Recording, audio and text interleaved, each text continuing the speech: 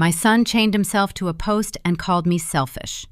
By the next morning, the board I sat on had ended his breakout. The text message came in at 6:14 on the Thursday morning, and it was 4 words long. Don't come, it's fine. I read it twice, standing in my kitchen in Springfield, Missouri, holding a coffee that had gone the temperature of a swimming pool. And then I put on my shoes and drove 9 hours to Oklahoma anyway. Because I am the kind of woman who reads "it's fine" as a fire alarm.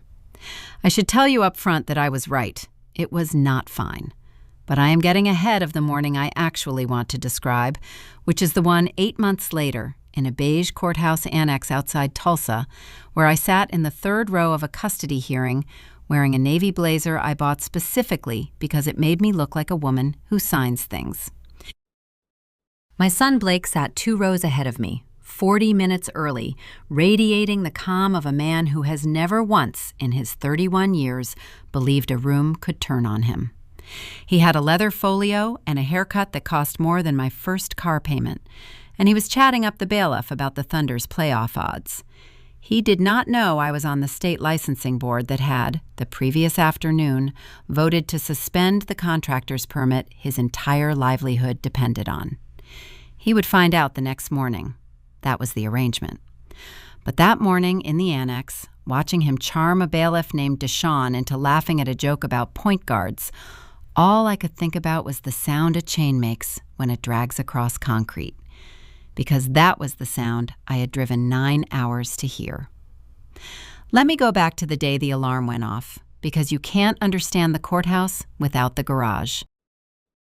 That June, Blake had a project outside Bartlesville, a 19-unit renovation he kept calling his breakout, a word he used the way some men use the word destiny. He'd told me in April, over a dinner I paid for, that I embarrassed him at job sites. His exact phrasing, which I have kept the way other mothers keep report cards, was, "You show up and you fuss, and you make me look like a guy whose mommy checks on him." I was 58. I had put him through college on real estate commissions and a second mortgage. But I had also spent his whole childhood believing that if I just loved him correctly enough, competently enough, he'd eventually become someone who loved me back on purpose. And hope like that is very hard to kill. So when he texted, "Don't come, it's fine," I told myself he was just being private about his breakout. And then my hands drove the car south while my brain kept arguing. I found him in the garage of the model unit at 3:40 that afternoon, and he was, in the most literal sense, chained. His business partner, a heavy-set man named Curtis Vane, whom I'd met exactly once, had padlocked a bicycle chain through Blake's belt loop and around a support column, and the two of them were laughing about it, a beer in Blake's free hand, because it was a joke. That was the humiliating part, the part that reorganized me from the inside out. It wasn't a hostage situation. It was a bit. Curtis had done it because Blake kept wandering off instead of finishing punch list items, and Blake had gone along with it, and they'd texted me to stay away, not out of shame, but because a mother would ruin the vibe. "Mom," Blake said when he saw me standing in the doorway with the keys still cutting into my palm, "oh my God, I told you not to come." Curtis laughed. Blake laughed too, to match him. And then my son, chained to a post by his own belt loop in front of a woman who had driven 9 hours on the strength of the word fine, looked at me and said the sentence I have replayed more times than I can defend. "You always have to make everything about you." I want to be precise about what happened inside me, because it wasn't a snap and it wasn't a scream. It was quieter and much worse than that. It was the specific, clarifying click of a lock finally catching after years of being jiggled.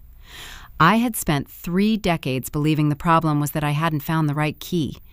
Standing in that garage, I understood that the door had been closed on purpose, and that I had been the only one still trying the handle. I did not cry in front of them. I told Blake his beer was warm. It wasn't. I couldn't tell you what it was. I just needed a sentence that wasn't about my heart. And I drove to a Hampton Inn off Highway 75 and sat on the edge of a bed with a floral runner and did the math on my own life. That is the night the woman in the navy blazer was born, though she didn't have the blazer yet. To understand why the licensing board mattered, you have to understand who I actually am, because Blake had spent his whole life not bothering to find out. I'm Sabrina Hale. I've sold residential and light commercial real estate in Southwest Missouri for 26 years, which means I have signed my name to roughly $400 million of other people's dreams and disasters. And I have learned that the difference between the two is almost always the fine print nobody wanted to read at the closing table. I built my brokerage, Hale & Ridge, from a card table in a strip mall office next to a nail salon in 2003. My partner, Fern Okafor, came aboard in 2009. She'd been a paralegal and then passed the bar at 44 out of sheer spite toward a boss who told her she was more of a support person. And between us, we ran a shop that closed 40 to 60 transactions a year and never once got sued, which in this business is a kind of sainthood. I never married. This confuses people who assume a woman alone must be a woman abandoned. But the truth is duller and more mine than that. I decided at 30, pregnant and unbothered, that I would rather build a life I chose than defend one I settled for. Blake's father, a pipeline surveyor named Rich, sent checks until Blake was 9, and then sent a Christmas card until he didn't. I don't grieve Rich.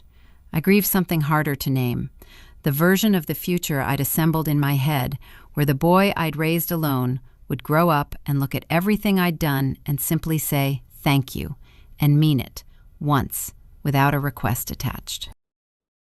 My quiet source of strength, the thing Blake never clocked because it looked like a hobby, was the board. In 2016, the governor's office was filling seats on the Oklahoma Construction Industries Board, the body that licenses and disciplines contractors across the state. And they wanted someone from the real estate side who understood how a bad build ruins a good sale.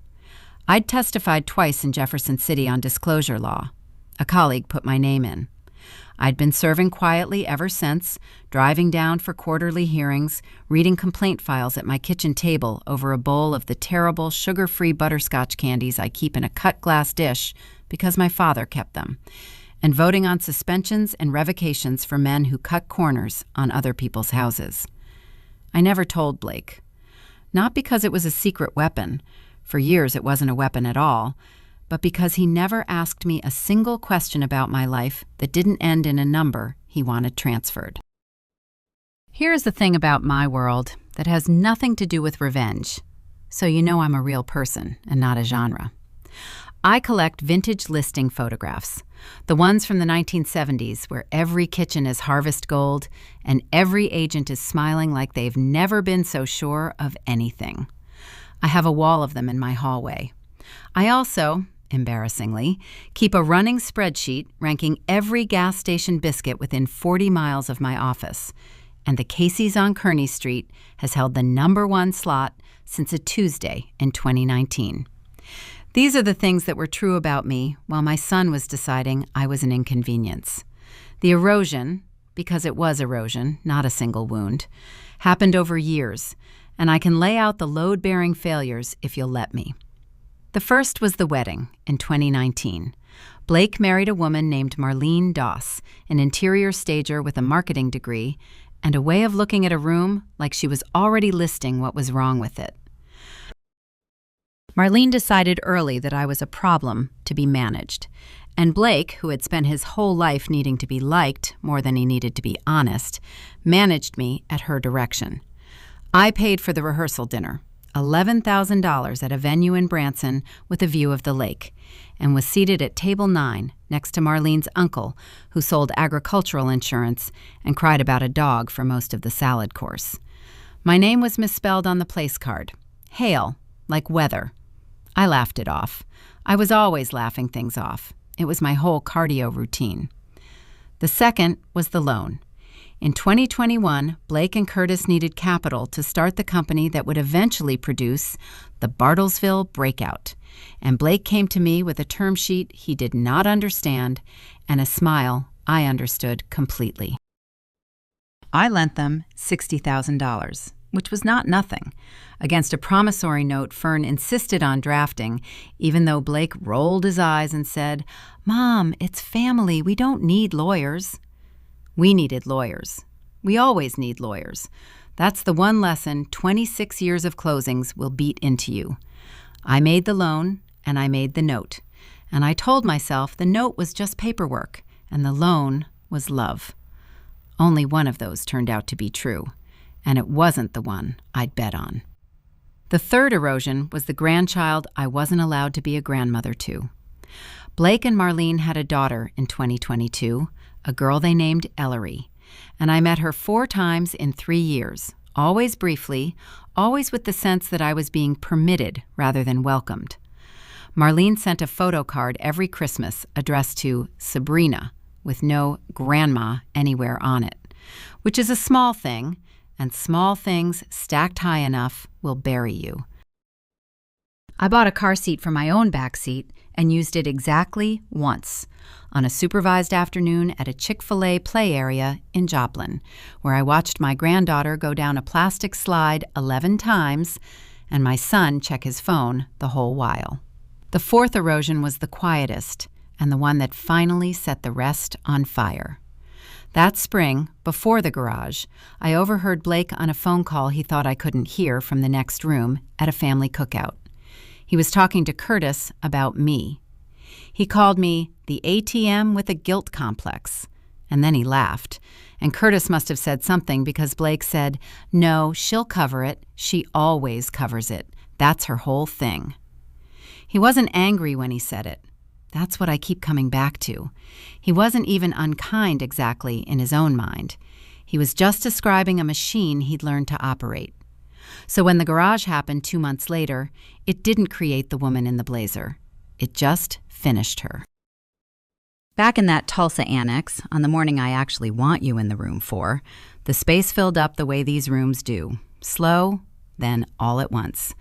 Marlene came in at 8:50 in a cream suit, trailing a lawyer I recognized from a golf course billboard, a man named Trent Bushyhead, who advertised aggression the way other firms advertise compassion. She had filed for divorce from Blake in January, and the custody of Ellery was the whole war. And I was there because Marlene's attorney had, 6 weeks earlier, done something no one in my family expected. She had subpoenaed me. I need to explain how that happened, because it's the hinge of the entire thing. After the garage, I did not confront Blake. I went home and I sat with Fern in our office over takeout from the Casey's. Biscuit rating notwithstanding, their breakfast pizza is a genuine sacrament. And I told her everything, and Fern, who had watched me absorb a decade of this, put down her fork and said, "Sabrina, you keep waiting for him to become the son who would deserve your mercy. He is never going to audition for that part. So the question isn't whether you punish him. The question is whether you finally stop paying for a performance you already walked out on." That reframed it. I wasn't planning revenge. I was planning a resignation from a job I'd held, unpaid and unthanked, for 31 years. The first piece was the note, that $60,000 promissory note Fern had insisted on. The one Blake mocked had a payment schedule Blake had ignored for 11 months. And it also had a default clause. And I want to be honest that I sat on that note for another 4 months, out of the last dregs of the old hope. What moved me off it was not spite. It was Marlene, of all people. Or rather, it was Ellery through Marlene. In November, Marlene called me. We had never once had a real conversation. Our entire relationship had been conducted through place cards and Christmas photos and the careful management of my access to a child. But she called me on a Tuesday night, and her voice was wrong, scraped down to something without any staging in it. And she said, "Sabrina, I'm leaving Blake, and I need to know something. Did he tell you the truth about the DUI?" I did not know about the DUI. That is how far outside my own son's life I had been kept. In September, 3 months after the garage, Blake had been arrested outside Owasso after leaving a subcontractor's retirement party. blowing a number I won't dignify. With a company truck and a suspended for 48 hours situation, he had somehow talked into a deferral. Marlene had found out because the insurance company found out. And now, in the custody fight, Blake's whole strategy was to present himself as the stable parent, the successful contractor with the breakout project, the steady provider, against Marlene, whom he was painting as unstable because she'd had a rough postpartum stretch in 2022 that he had, it turned out, documented and saved for exactly this purpose. Marlene said on the phone, in a voice I finally recognized as another woman who had spent years being managed, "He's going to use everything. He kept records on me. He's telling the guardian ad litem that I'm the risk. And I keep thinking, you've known him longer than I have. You know what he is. I just need one person in that courtroom who isn't afraid of him." I sat in my kitchen with the cut glass dish of terrible butterscotch candies and my wall of Harvest Gold listing photos in the next room, and I understood that the reckoning had stopped being about me. It had become about a 3-year-old girl who was going to grow up learning, from a very charming man, that the people who love you are machines you operate until they break. That's when I called Fern and told her to answer the subpoena. And that's when I did the other thing, the thing Blake never saw coming because he'd never once been curious enough to find out what his mother did with her quarterly trips to Oklahoma City. Here is the plain sentence, the one I promised you. I sat on the state board that licenses every contractor in Oklahoma, and I had for 8 years, and a formal complaint about Blake's company was already sitting in the intake queue. It hadn't come from me. I want that on the record, because it matters to how I sleep. The complaint had been filed in October by a homeowner in the Bartlesville project, a retired schoolteacher named Gwen Alcott, 72, who had paid Blake and Curtis a 40% deposit on a unit conversion and gotten unpermitted electrical work, a failed inspection, and 8 months of a man in a nice haircut telling her she didn't understand construction. Gwen's complaint had landed on the board's docket the way hundreds of complaints do. What I did was not manufacture it. What I did was stop protecting my son from it. For 8 years, without ever quite admitting it to myself, I had been careful. When Blake's company came up in industry chatter, I'd stayed quiet.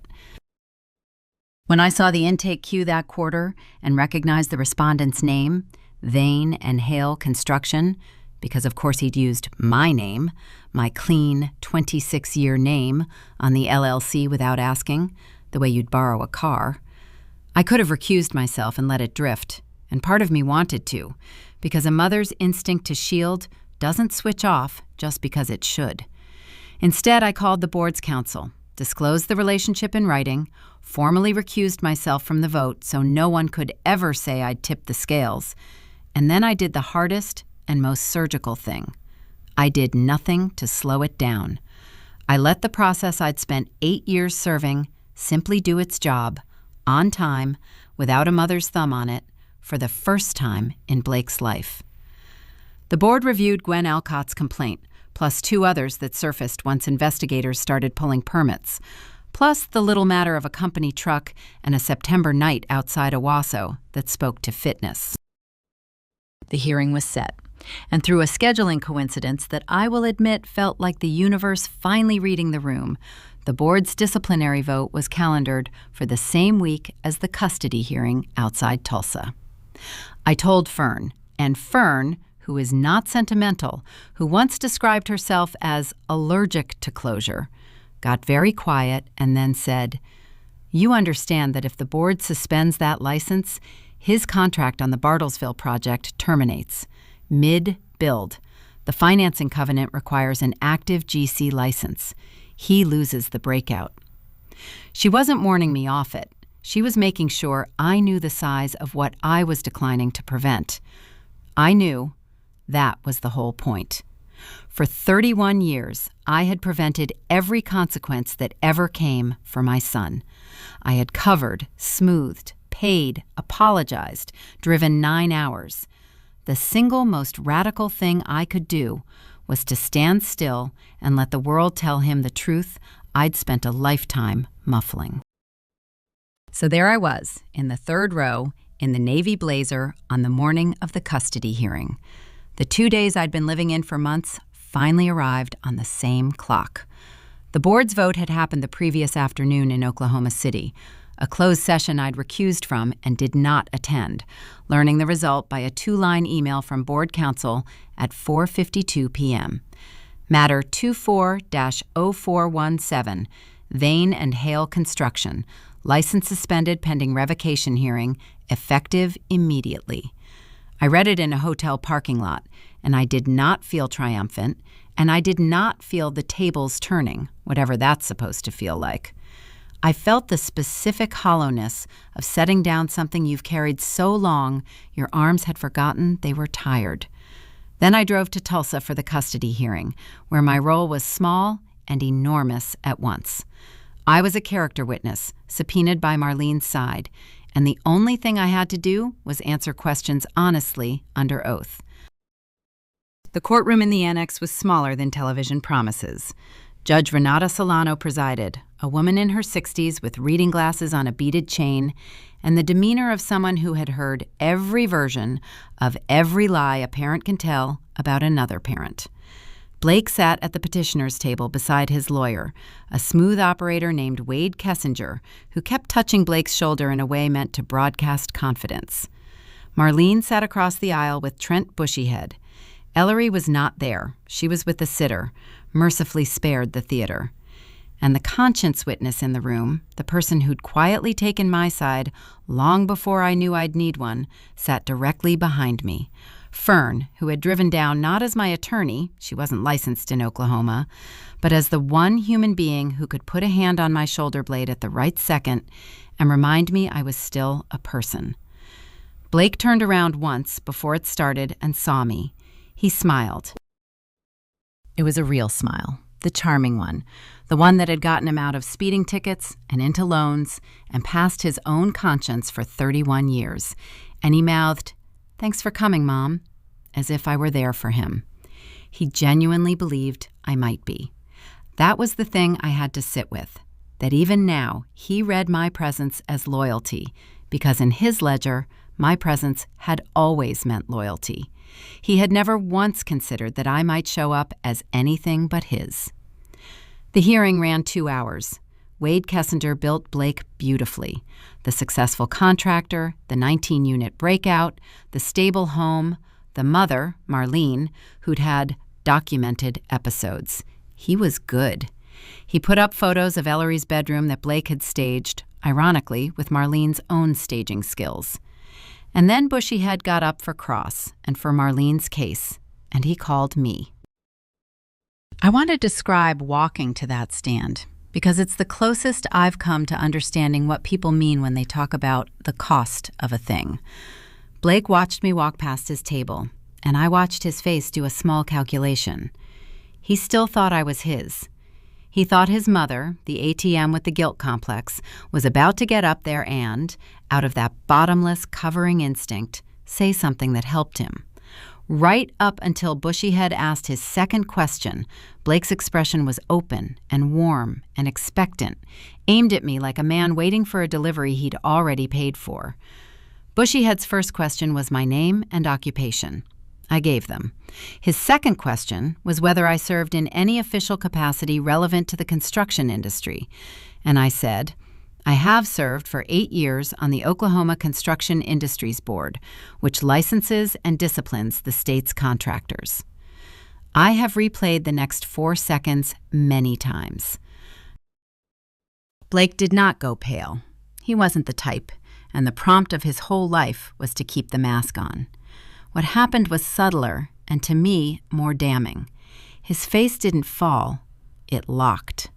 The warmth stayed painted on, but behind it something recalculated at high speed, and I watched him understand in real time that the machine he'd operated his whole life had never been a machine, that it had been reading complaint files at a kitchen table while he called it an ATM, and that it knew exactly what a suspended license meant to a man mid-build. He didn't panic. He leaned over and whispered to Kessinger, calm as a man ordering lunch. The mask held. That's who he was. But his hands, which had been loose on the table, folded together very still. The way you hold something you don't want anyone to see is shaking. Bushyhead did not ask me about the license. He was too smart for that, and it wasn't relevant to the custody standard, and he knew the board matter would surface on its own. He asked me instead about my son's character, from the perspective of the person who'd known him longest. And he asked whether I had personal knowledge relevant to Blake's honesty and judgment as a parent. And here is where the cost lived. Because I was under oath, and I could have hedged, and every cell of 31 years of covering screamed at me to hedge. I told the truth. I told the court in plain sentences, dry and without adjectives, about the loan Blake had described as family and treated as a windfall, about the LLC he'd registered using my name without my consent, a fact Judge Solano's eyebrows registered, since it goes to a man's respect for other people's property and permission.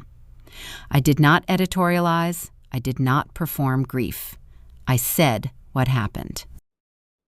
When Bushyhead asked, near the end, whether I believed my son was an honest man, I paused, because it was the true fulcrum, and I said, I believe my son is a very talented man who has never once, in my presence, been made to face the cost of his own choices. I spent 31 years making sure of that. I'm here today because I've stopped. That was it. No thunderbolt. Blake's lawyer's cross-examination of me was brisk and careful. Kessinger tried to paint me as a bitter mother, and I let him, because a bitter mother who is telling the truth is still telling the truth, and Judge Solano had already seen the LLC filing. I stepped down. I did not look at Blake as I passed, and that not looking cost me more than anything I'd said. The custody hearing did not resolve that day. These things don't.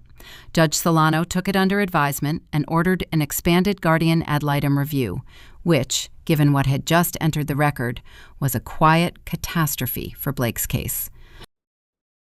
But the custody hearing was never the real detonation, and I want to be exact about the timing, because the prompt of my own plan had always been about the next morning.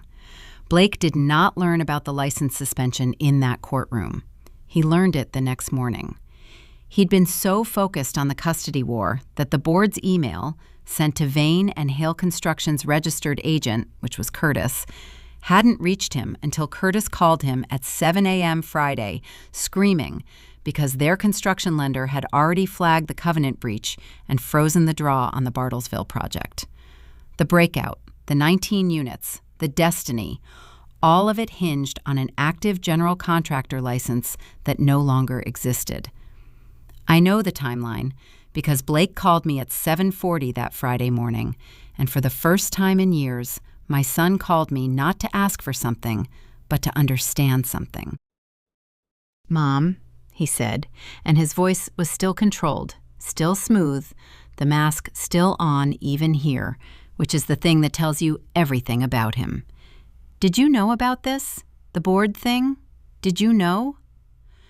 I was in the same Hampton Inn off Highway 75, incidentally, the exact chain where I'd done the math 8 months earlier, and I sat on the edge of another bed with another floral runner, and I told him the truth, because I was done with the other thing. "I've been on that board for 8 years, Blake," I said. "I recused myself from your matter the day I saw your name on it. I didn't file the complaint, and I didn't cast a vote. What I did was stop protecting you from the people you'd already hurt. Gwen Alcott is 72. You took her deposit and gave her failed electrical. That's who ended your project, not me.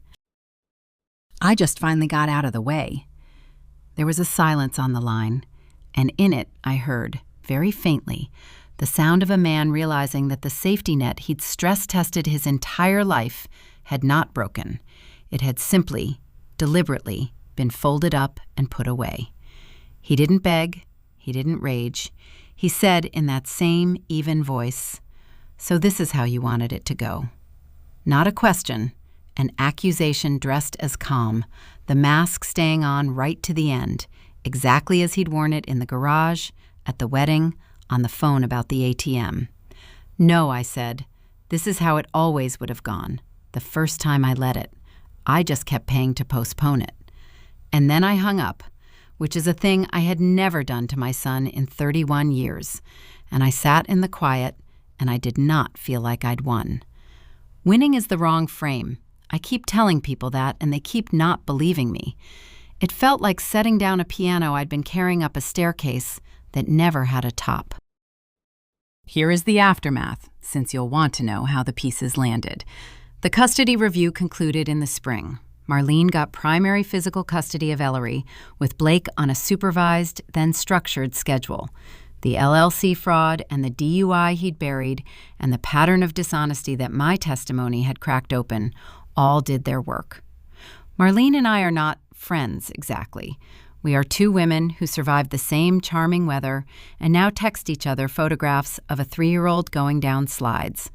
I am Grandma on the Christmas card now. It took a divorce to earn a word I'd have paid anything for, and I try not to think about that math too hard. The Bartlesville project went to a different general contractor, one whose license was intact, and Gwen Alcott, the retired school teacher, got her deposit back through the board's recovery fund, plus a personal note from me that I sent without signing my last name, because Hale had been through enough. Blake and Curtis dissolved Vane and Hale Construction. Blake, being who he is, has already rebranded. He's doing project management for a firm in Fort Worth now, mask fully intact, telling a new set of people a new version of the story in which his mother betrayed him. The harvest of that Bartlesville failure is still coming in for him. The lender's clawback, the revocation hearing that turned to suspension permanent in June, the reputation that follows a name in a state where every contractor knows every other contractor. I planted the seed by doing nothing, and the season is long, and it is plainly still ripening. That is the honest flavor of it. I did not get to watch a wall fall. I got to watch a man begin, slowly, to reap. Fern took me out afterward to a restaurant in Springfield that is much too nice for two women who met over a card table next to a nail salon, and she ordered a bottle of something French and expensive, and raised her glass and said, "To the woman who finally billed for her own time." I laughed, and this time it wasn't cardio. I paid off the last of my old second mortgage that month, the one I'd taken to put Blake through college, still writing my books 11 years later, like a debt I'd assigned myself as penance. And with what I'd have kept paying, I started a small fund at the brokerage that covers earnest money deposits for first-time buyers who are single mothers, because I know exactly what it costs to build a life alone with a child, and I know it should cost less than it did for me. People keep asking me if I regret it, and I understand why they ask. There's a story we're all handed that says a mother's love is supposed to be the one thing without a limit, the well that never runs dry. And a woman who lets her son's license lapse must be missing some essential part. But I've come to think the well was never the problem. The problem was that I'd built a life pretending the well was a river, that it flowed in one direction, out of me and into him, forever, and that being drained was the same thing as being good. I have my wall of harvest gold kitchens, and my cut glass dish of candies nobody else will eat, and a granddaughter who calls me Grandma, and a name that's mine again, unborrowed, on nothing but the things I actually chose. And the maxim I keep, the one I earned in a garage and paid off in a courtroom, isn't about paper or deeds or fine print. It's this: love that only survives on your silence was never love. It was rent you were paying on a house you didn't own. And the day you stop paying, you finally find out you were the landlord all along.